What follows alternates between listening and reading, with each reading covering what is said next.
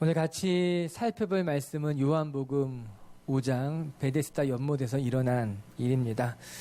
베데스다 연못은 예루살렘 성문 중에 양문이라고 하는 곳이 있었는데 그 양문 근처에 있는 못이었습니다. 베데스다라는 못이었습니다.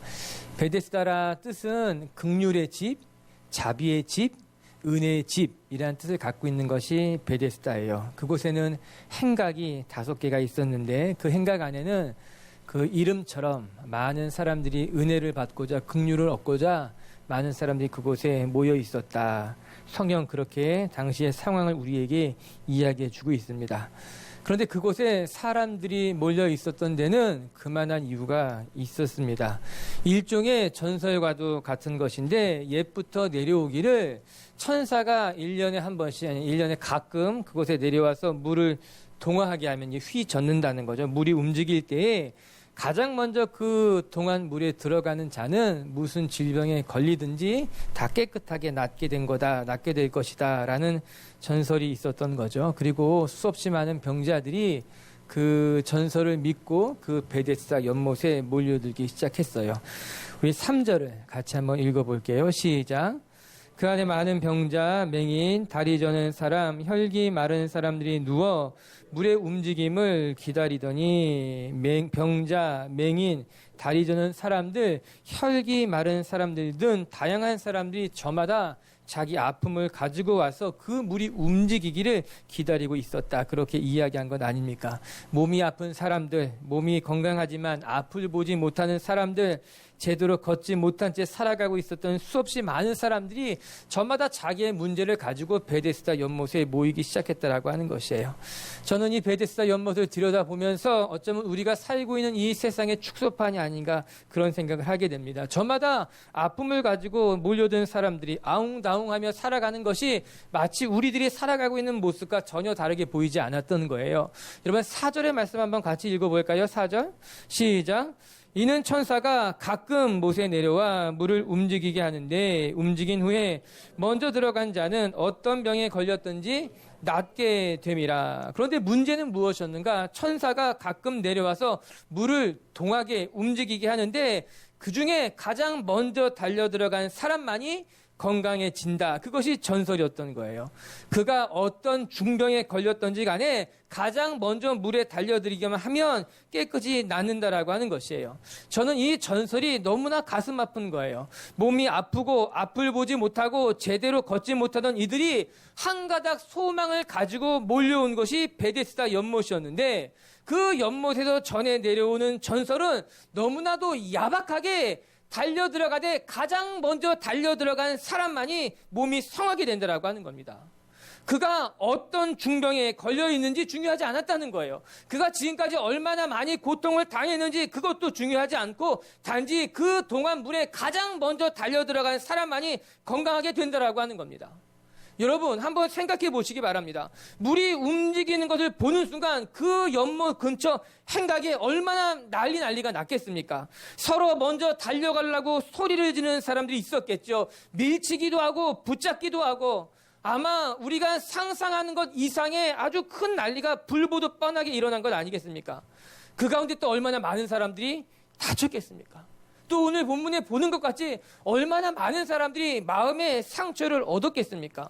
열심히 달려는 갔지만 누구와 나보다 먼저 달려간 사람이 있었다면 얼마나 절망했겠어요? 또 오늘 본문에 이른 것 같이 몸이 아픈 사람들 중에는 걷지 못했던 사람, 달리지 못했던 사람, 앞을 못 보던 사람들이 어떻게 그 물가로 달려갈 수 있었을까? 절망할 수밖에 없는 전설이에요. 절망할 수밖에 없는 베데스다 연못이라고 하는 거예요. 일종의 경쟁입니다.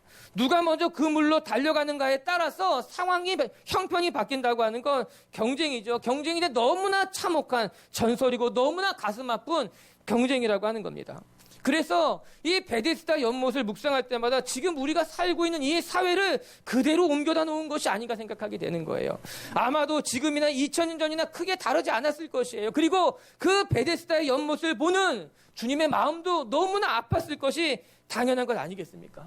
몸이 아픈 사람들이 저마다 세상에서 상처받은 사람들이 한치 앞을 못 보던 사람들이 자기가 가야 할 길은 알지만 그 길까지 갈 힘이 없는 무기력한 사람들이 함께 모여서 그 한 가닥 희망을 붙잡고 있는데 그것은 오히려 경쟁하게 하고 먼저 달려가게 하고 서로에게 상처 주고 1등만 성공하는 시대, 가장 먼저 달려가기 위해서 누군가를 밀쳐야 되는 시대, 남들을 누르고 더 높은 곳에 가야지만 성공했다고 말할 수 있고 박수받고 인정받는 시대, 우리가 살고 있는 이 시대가 베데스다 연못과 무엇이 다를 바 있는 거예요.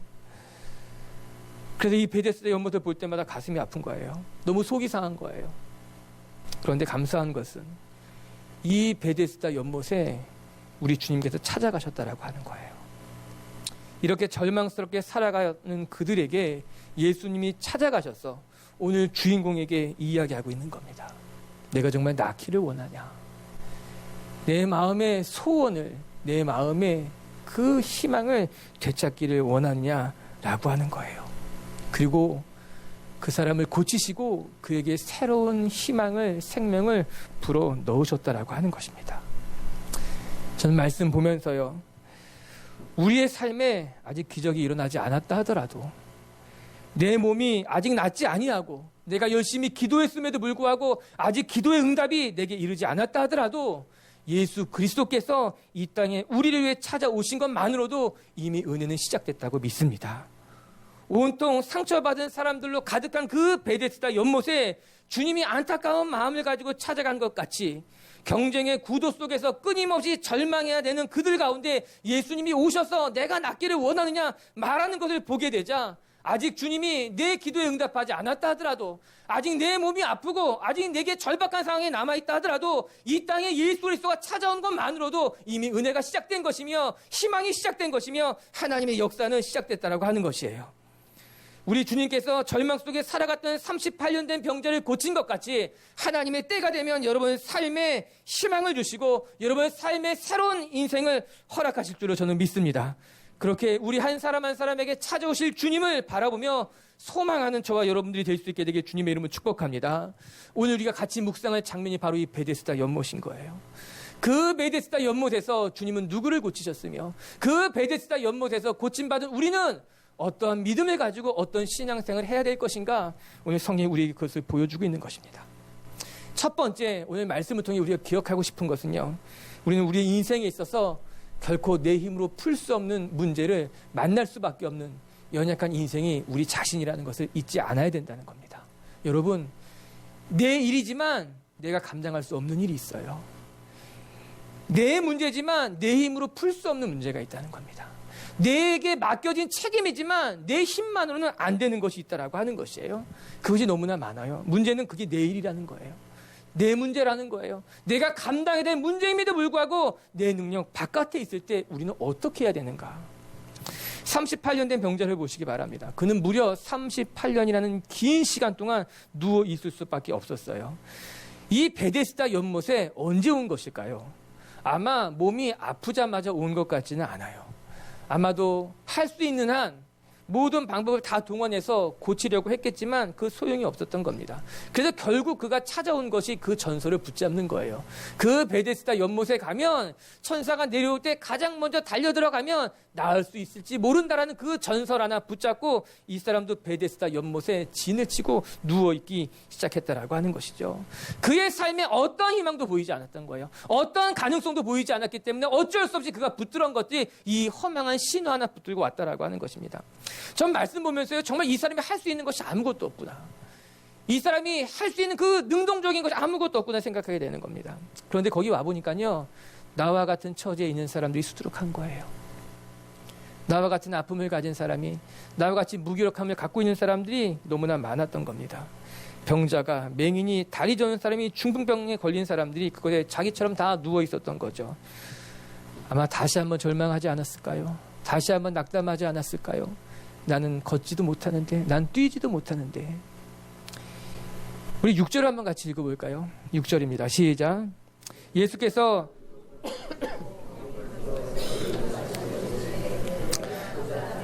예수님께서 그를 보시니 성경 그렇게 말합니다. 이미 병이 벌써 오래된 것을 아시고, 보자마자 예수님은 그가 얼마나 오랜 시간 동안 고통을 받았는지 쉽게 알 수 있었던 겁니다. 왜 모르겠습니까? 무려 38년이라는 시간 동안 걷지 못했는데 여러분 다리에는요 모든 근육이 다 사라졌을 것이고 앙상하게 뼈만 남아있을 것이 분명합니다. 그냥 그 뼈만 남은 다리를 옷으로 가리고 있었던 것뿐이었겠죠.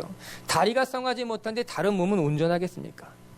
불편한 몸으로 38년을 살았는데 매일 같은 삶이 얼마나 매일매일이 힘들었겠습니까? 식사를 어떻게 했을까? 아니 그 사람은 그 누워있는 채 어떻게 용변을 처리했을까? 여러분 그냥 누가 보아도 이 사람의 인생은 너무나 처절하고 절망적일 수밖에 없는 거예요. 하루 종일 멀리 난지는 먼지가 날리는 행각 속에서 주님이 보십니다. 이미 병이 오래된 줄 아시고 내가 낫고자 하느냐. 그때 이 38년 된 병자의 대답이 너무나 가슴을 아프게 합니다. 우리 한번 같이 읽어볼까요? 7절이에요. 시작. 병자가 대답하되 주여 물이 움직일 때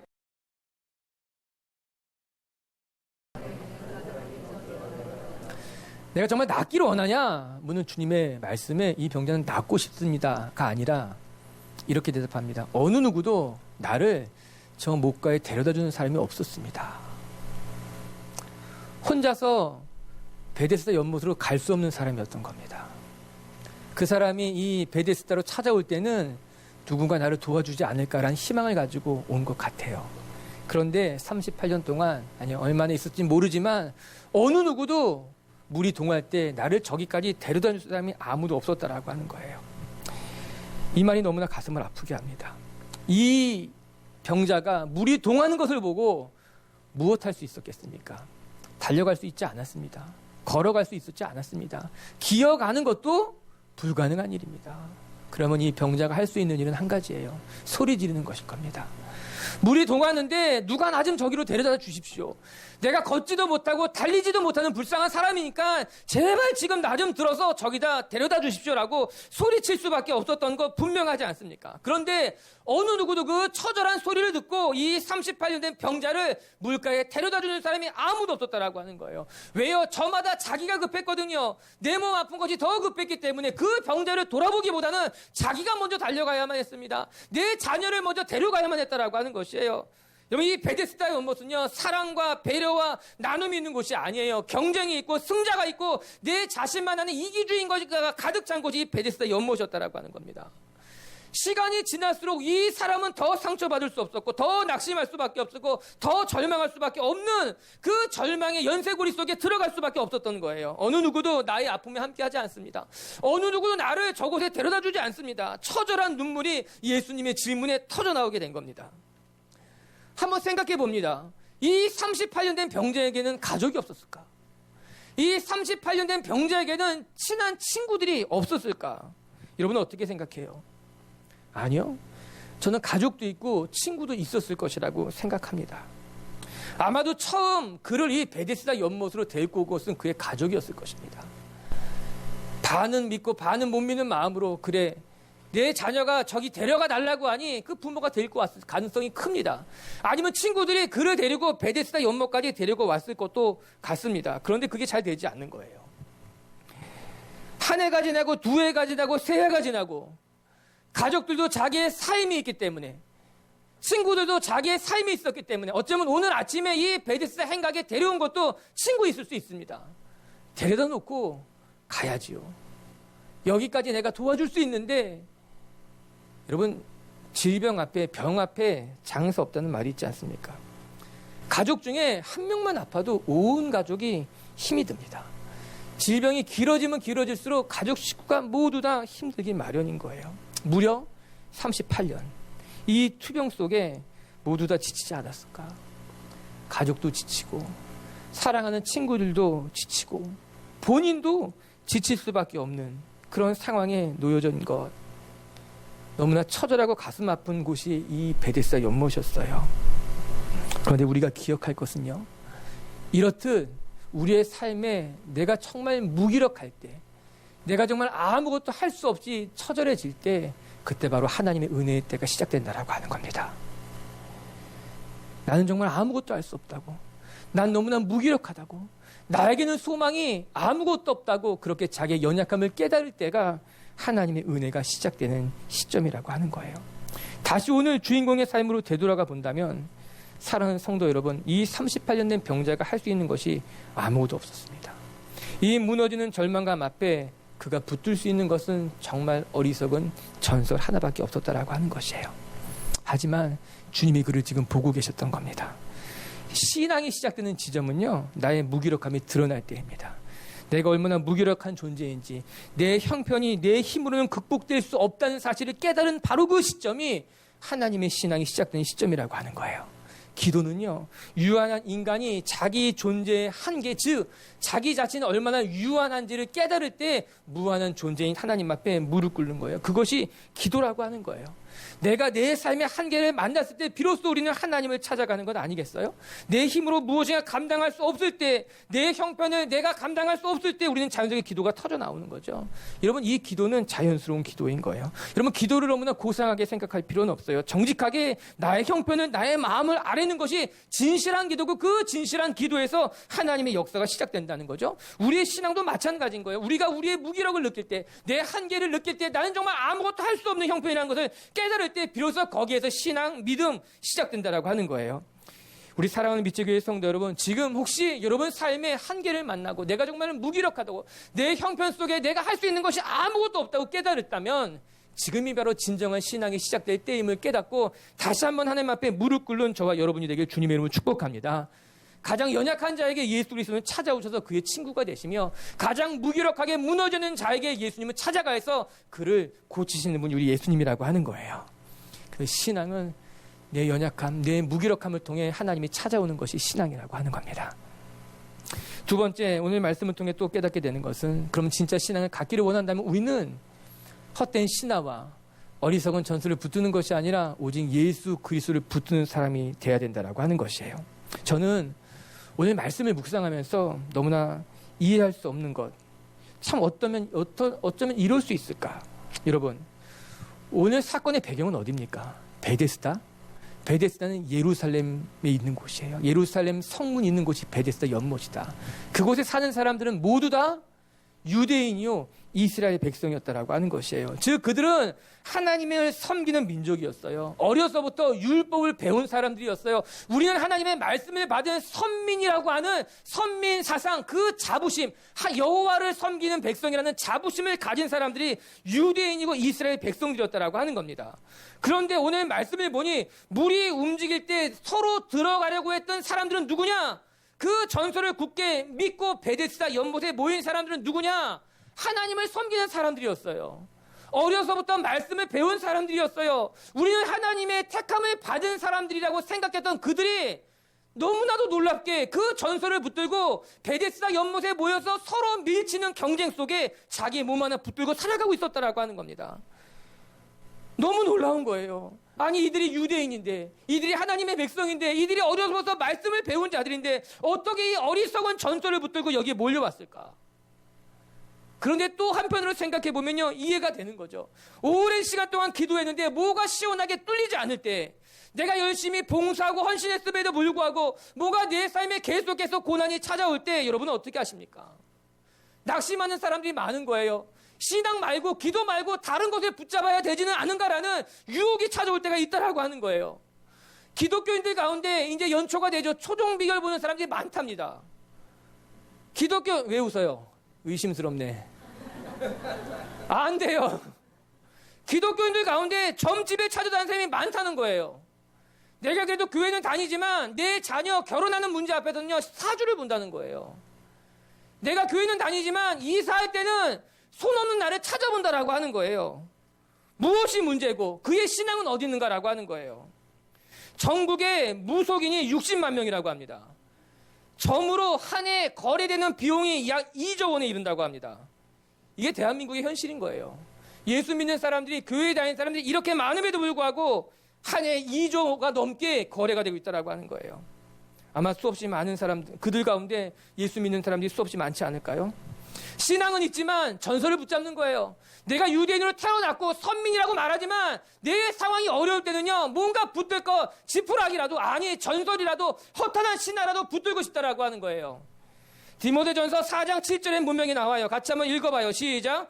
망령되고 허탄한 신화를 버리고 경건에 이르도록 내 자신을 연단하라. 여러분, 우리의 삶은요, 우리의 신앙은 허탄한 신화를 따라가는 것이 아니라 하나님의 말씀을 따라가야 되는 거예요.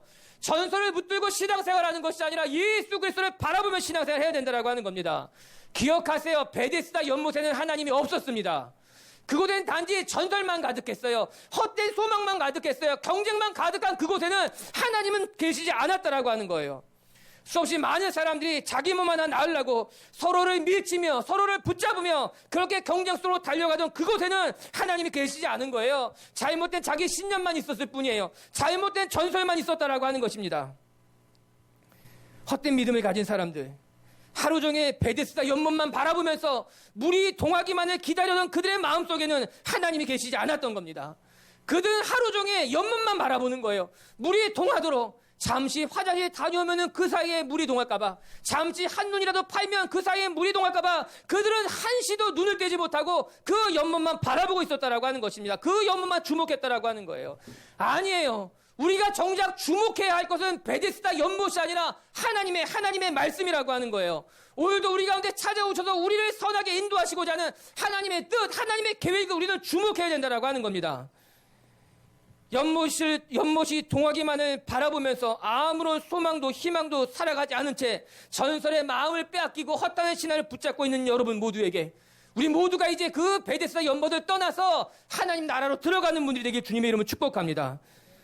얼마나 많은 사람들이 여전히 베데스다 연못에 거니는지 몰라요. 자기 신념만 붙잡고 헛된 몽상에 사로잡힌 채 난 성공만 하면 될 거야, 돈만 많이 벌면 될 거야, 내가 더 높은 자리에 올라가면 될 수 있어, 이 사람이라면 나를 도와줄 수 있을지 몰라, 이 사람의 이야기라면 절대적으로 믿을 수 있어. 어쩌면 여러분이 갖고 있는 통장이, 어쩌면 여러분이 가지고 있는 그 든든해 보이는 직장이, 어쩌면 여러분 곁에서 가장 여러분을 잘 돕고 있는 그 사람이 여러분의 베데스다 연못이 되어서 여러분을 허탄한 우상 가운데, 허탄한 신화 가운데 여러분을 사로잡게 할 수 있다라고 하는 거예요. 사랑하는 미체교회 성도 여러분, 우리 모두가 그 어리석은 베데스다 연못을 떠나서 진짜 신앙, 예수 그리스도의 말씀을 붙드는 신앙으로 나아갈 수 있게 되길 주의 이름으로 축복합니다. 오늘 사건의 주인공은 100% 수동적인 존재예요. 그의 잘못은 아니에요. 그는 스스로 자기의 몸을 낫게 할 수 없었어요. 그는 스스로 베데스다 연못으로 달려갈 수도 없었어요. 그는 그냥 100% 수동적으로 그냥 그 자리에 있어야만 하는 사람이었어요. 예수님을 보았다고 해서 예수님에게 달려갈 수도 없는 사람이에요. 아니, 어쩌면 우리는 모두 다 이렇게 수동적인 존재일지 몰라요. 우리가 많은 것을 할 수 있는 것 같지만, 우리가 대단한 능력을 가지고 있는 것 같지만, 어쩌면 우리는 주님이 우리를 돕지 않는다면, 주님이 먼저 우리를 찾아오지 않는다면, 주님이 먼저 우리에게 은혜를 베푸지 않는다면 우리는 아무것도 할 수 없는, 정말 우리도 여기 오늘 주인공과 똑같이 수동적이고 연약한 존재일지도 모른다라고 하는 거예요. 그러나 문제될 것은 없어요. 오늘 말씀에 이른 것 같이 이 38년 된 병자가 예수님을 찾아간 것이 아니라 예수님이 베데스다 연못으로 찾아오셨다는 거예요. 예수님이 이 38년 된 병자를 찾아오셨다는 겁니다. 성경에 보면 예수님을 만난 사람들과의 관계를 한번 보면은 재미있는 게 많습니다. 예를 들면 이런 거예요. 우리가 묵상한 것 같이 니고데모를 보면은, 니고데모는 예수님을 자기가 찾아갑니다. 사람들에게 띄지 않기 위해서 아무도 보지 않는 한밤중에 예수님을 찾아가서 예수님에게 영적인 진리를 묻게 되고 하늘의 진리를 깨닫고 그의 삶이 새롭게 열리게 됩니다. 사마리아 여인 같은 경우는요, 사마리아 여인이 예수님을 찾아간 것이 아니라 예수님이 사마리아 여인을 기다리고 계셨습니다. 사마리아로 찾아가서 수가성에서 그 우물가에 예수님이 먼저 그녀를 기다리고 있었던 거예요. 사마리아 여인은 그곳에 예수님이 자기를 기다리고 있는지조차 알지 못한 채 그곳에서 예수님과 마주치게 됩니다. 예수님은 아무렇지도 않다는 듯이 사마리아 여인에게 내게 물을 좀 주시오 묻습니다. 사마리아 여인에게 가서 남편을 좀 데리고 오시오. 그렇게 사마리아 여인과 예수님의 만남은 시작이 됩니다. 그리고 그 사마리아 여인의 삶이 변하게 됩니다. 오늘 이 38년 된 병자와의 만남은 또 다릅니다.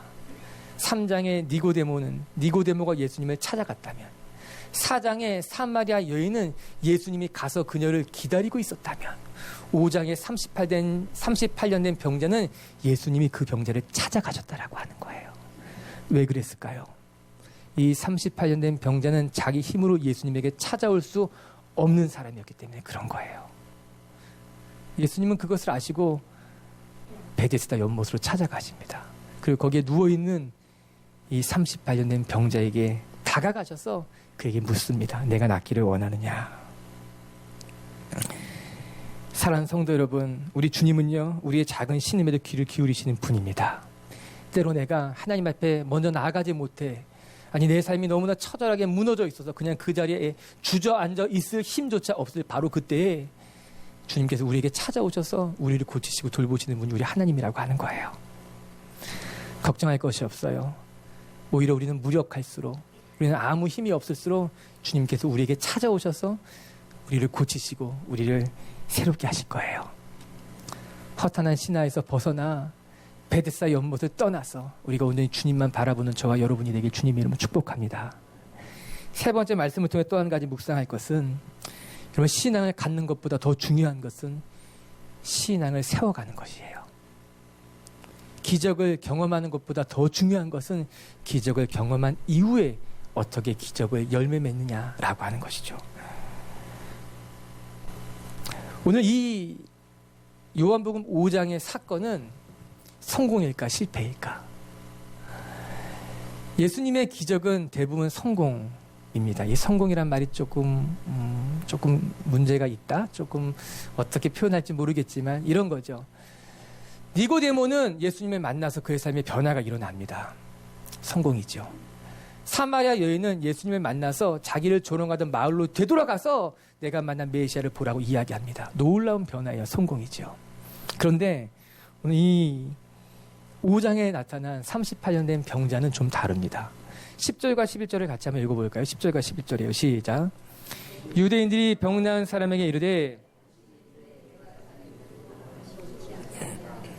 대답하되 나를 낫게 한 그가 자리를 들고 걸어가라 하더니 공교롭게도 그 병자를 고치신 날이 안식일이었다라고 하는 겁니다. 사람들은 묻습니다. 이 안식일에 너 왜 그 자리에서 내 친구를 들고 일어나 걸어갔느냐라고 하는 거예요. 안식일에는 그렇게 하면 안 되는데 왜 율법을 어기고 왜 이것을 들고 걸어갔느냐? 쏘아붙이듯이 그 38년 된 병자에게 이야기하니까는 38년 된 병자가 뭐라고 말하는가?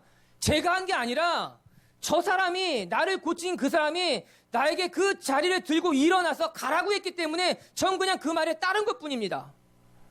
이건 내가 한 것이 아니라 이것은 저 사람이, 예수라는 사람이 했다라고 하는 거예요. 여러분, 이 병자는요 38년 동안 돼 있던 자기의 문제를 해결해 주신 분에게 이 모든 상황의 책임을 돌리고 있는 겁니다. 내가 그런 게 아닙니다. 나는 그러고 싶은 마음도 전혀 없었는데 어떤 청년이 나타나서 그 자리를 들고 일어가라 걸어갔기에 저는 그냥 그 말을 듣고 따라 걸어갔을 뿐이라고 이야기하고 있는 겁니다. 나쁜 사람입니다. 첫 번째, 그걸 묻는 사람이 나쁜 사람인 거예요. 38년 된 병자가 몸이 나았는데 기껏 바라보는 것이 왜 그 자리에서 일어나느냐는 거예요. 여러분, 38년 동안 아픈 사람이 나았으면요 같이 기뻐해 줘야죠. 어떻게 나았느냐고 함께 즐거워해주고 같이 눈물을 내야 되는데 고작 그들이 바라본 것은요 왜 율법을 어겼냐는 거예요. 나쁜 사람들이죠. 여러분, 이 38년의 병자는 더 나쁜 사람이에요. 자기 몸이 나았다면 예수님에게 감사를 해야지, 감사하는 것이 아니라 아니요, 제가 잘못한 게 아닙니다. 그 사람이 나보고 걸어가라고 하니까 난 걸어간 것뿐이라고 이야기하는 겁니다. 자꾸 목사가 나쁘다고 말하니까는 그렇지만 나쁜 사람이에요. 은혜를 받았으면 삶의 변화가 일어나야죠. 은혜를 받았으면 감사할 줄 아는데 오히려 이 사람은 자기는 잘못이 없다, 모든 책임을 예수님에게 돌리고 있는 거예요. 16절 한번 볼까요? 시작. 그러므로 안식일에 이러한 일을 행하신다 하여 유대인들이 예수를 박해하게 된지라. 이 사건을 계기로 예수님을 박해하기 시작했다라고 하는 겁니다. 이 사람 잘못이 큽니다. 한 번만 더 말할게요. 나쁜 사람이에요. 왜 그랬을까? 무엇이 문제일까라고 하는 겁니다. 기적이 중요하지 않아요. 은혜를 받는 것보다 더 중요한 것은 내가 은혜를 받은 사람답게 살아가는 거예요. 기적을 경험했다면 그 기적을 받은 사람답게 살아가는 것이 중요한 일이라고 하는 거예요. 재미나게도 이렇게 예수님에게 모든 책임을 되돌렸던 이 병자와 예수님이 다시 마주치게 됩니다. 깜짝 놀랐을 것입니다. 이런 일이 일어날 줄 몰랐을 거예요. 14절을 같이 봅니다. 시작. 그 후에 예수께서 보라, 내가 나았으니 더 심한 것이 생기지 않게 다시는 죄를 범하지 말라 하시니 얼마나 놀랐을까요? 모든 책임을 예수님에게 다 돌리고 자기는 그냥 빠져나가려고 했는데 잠시 후에 예수님을 딱 마주치게 된 겁니다. 어떤 학자는 아마 예수님이 그를 고치고 나서 잠시 그 자리를 피했다가 이 사람을 찾아온 것이라고 이야기합니다. 왜 그런가 하면은 병이 낫고 나면은 자기 성한 몸을 제사장에게 보여야만 했거든요. 그렇기 때문에 아마도 예수님이 그렇게 하도록 돕거나 아니면 그렇게 했는지 알아보기 위해 이 사람을 찾아오지 않았는가 이야기하는 사람들이 있어요. 또 어떤 학자들은 그렇지 않고 그냥 예루살렘 성내 안에 머물다가 우연하게 마주쳤을지도 모른다고 이야기하는 학자도 있어요. 중요하지 않아요. 중요한 것은 그 둘이 마주쳤다는 거예요. 이 껄끄러운 만남이 일어났다라고 하는 거예요. 그런데 예수님께서 뭐라고 하시는가? 꾸짖지 않았어요. 혼내지 않았어요. 그리고 예수님이 이렇게 말씀하셨어요. 보라, 내가 나았으니 더 심한 것이 생기지 않게 다시는 죄를 짓지 말아야 된다. 우리말 성경에는요, 이렇게 번역해 놓고 있어요. 네, 같이 볼게요. 시작. 얼마 후에 예수께서 아주 좋아 보이는구나. 너는 건강해졌다. 죄 짓는 삶으로 되돌아가지 마라. 만일 되돌아가면 더 심한 일이 일어날 수 있다. 이 우리말 성경이 아니라 메시지 성경입니다. 메시지 성경인데 이렇게 나와요. 뭐라고 말씀하신가? 얼마 후에 예수께서 성전에서 그 사람을 만나자 이렇게 말씀하셨다는 거예요. 아주 건강해져, 아주 좋아 보이는구나. 내가 참 건강해졌구나. 얼마나 따뜻한 음성입니까? 38년 동안 고통을 겪었는데 내가 보기에 참 좋구나. 내 몸이 정말 건강해졌구나. 이게 우리 예수님이라고 하는 거예요. 우리를 십자가에 못 박은 우리들을 위해 다시 찾아오시는 예수님. 모든 책임을 자기에게 다 돌렸음에도 불구하고 그를 만나자 우리 주님은 참 보기 좋구나. 내 몸이 정말 건강해졌구나. 그렇게 맞이해 주신다는 거예요. 그리고 나서 주님은 이렇게 이야기하십니다. 죄 짓는 삶으로 되돌아가지 말아라. 만일 되돌아가면 더 심한 일이 일어날 수 있다. 여러분, 예수님께서 그 사람에게 너 죄 지면은 더 아파질 거야. 이렇게 이야기했다고 생각합니까? 그건 아닐 겁니다. 예수님은 저주를 한 것이 아니에요. 오히려 그에게 내 신앙을 지키는 것, 내가 하나님의 은혜를 받은 사람으로 살아가는 삶이 얼마나 중요한 것인지를 말해주고 있는 것 아닙니까? 그리고 돌아보면 우리의 신앙이 깊어지지 못하는 이유가 무엇일까? 우리의 신앙이 날마다 성장하지 못하는 이유가 무엇일까? 어쩌면 우리는 이 38년 된 병자처럼 그냥 기적만 경험하는 것으로 끝난 것이 아닐까요? 내 삶의 문제만 해결되면 그냥 예수님에게 뒤돌아버린 건 아닐까요? 기적을 경험하기까지는 간절했을지 모르지만 내 삶의 문제를 해결받기까지는 간절했을지 모르지만 늘 그 은혜의 시간이 끝나면 기적이 끝나면 다시 삶의 자리로 되돌아가기 때문에 우리의 신앙은 성장하지 못한 채 늘 쳇바퀴 돌듯 그 자리에 멈춰서 있는 것은 아닌가. 그러면 그것은 멈춰서 있는 것이 아니라 더 심해지는 거예요. 더 퇴보되는 거예요. 은혜를 모르는 사람으로 더 추락해버리게 되는 건 아니겠습니까? 사랑하는 빛의 교회 성도 여러분, 우리에게는 은혜가 중요하고 기적도 중요할 겁니다. 그러나 우리 하나님의 백성이라면, 우리 함께 모여 예배하는 빛의 교회 성도들이라면 우리는 그래도 은혜보다는 은혜를 받고 난 이후에 그 은혜를 지키는 삶을 더 많이 신경 쓰고 기적을 경험했다면 그 기적을 열매 맺는 삶을 더 많이 노력할 수 있는 그런 성숙한 신앙인으로서 한 걸음 나아가는 저와 여러분이 되길 주의 이름으로 축복합니다. 말씀을 마칠게요. 여러분, 베데스다 연못은 우리가 살고 있는 이 삶의 축소판과 같아요. 병자들, 앞을 보지 못하는 사람들, 무기력증에 빠진 사람들이 소망 없이 모여 있는 곳이 베데스다 연못이에요.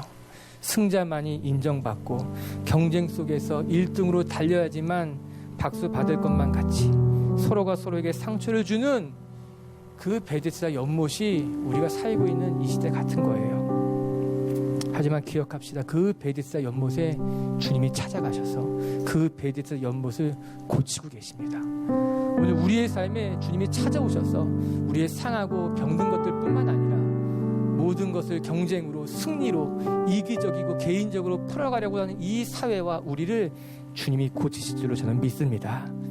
첫 번째 기억합시다. 신앙이란 내 삶이 얼마나 연약한지 무기력한지 깨달을 때 비로소 신앙이 시작된다라고 하는 거예요. 우리의 삶의 무기력함을 깨닫는 때가 바로 하나님의 은혜의 때가 가까운 줄로 믿고 그 연약함이 하나님을 경험하는 축복의 통로가 되길 주의 이름으로 축복합니다. 두 번째, 우리가 전설과 허탄한 신앙, 잘못된 신념을 붙들고 신앙생활하는 것이 아니라 하나님의 말씀을 붙들고 예수 그리스도와 동행하는 분들이 되길 주의 이름으로 축복합니다. 여러분이 지금 머물고 있는 베데스다 연못이 어디 있는지 모르지만 그 베데스다 연못을 다 떠나고 예수님께로 나아가는 진짜 신앙인이 될 수 있게 되기를 바랍니다. 그리고 세 번째, 신앙을 갖는 것보다 더 중요한 것은 신앙을 온전히 세워가는 것이다. 기적을 경험하는 것보다 더 중요한 것은 그 기적을 열매 맺는 것이다. 우리들의 신앙이 기적만 바라는 신앙이 아니라 그 기적을 열매 맺는 신앙으로 자라갈 수 있게 되길 주의 이름으로 축복합니다.